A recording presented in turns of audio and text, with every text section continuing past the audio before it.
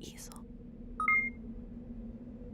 At the heartbeat of an organization's revenue model is really the relationship between the cost of acquiring a new customer versus the value that that customer represents to the organization in terms of the total revenue that they'll bring to you over the course of their whole relationship with the organization. So when you're calculating the lifetime customer value of a potential customer, you're really doing an estimation here. Think of it like this.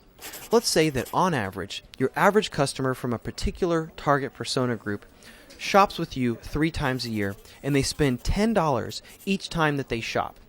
And on average, they're a customer of yours for 2 years.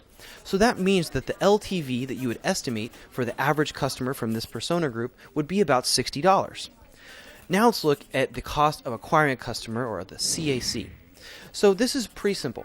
Let's say that it's so easy for you to run an online ad that it virtually takes no time. So you don't have to pay any cost for actually creating the ad. And then you run the ad, you spend $100 to target this persona group.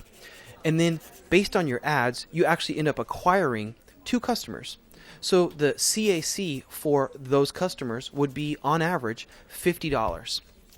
But let's go deeper with this line of thinking. So a revenue hacker or growth hacker should be thinking like this. Let's say that you have 2 potential persona groups and you don't know which one you want to focus on.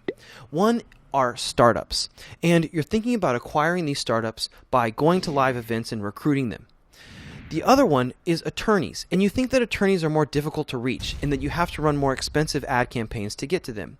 So the CAC for the startups might only be something like $20 per startup customer, whereas the CAC for the attorneys might be more like $100 per attorney that becomes a client.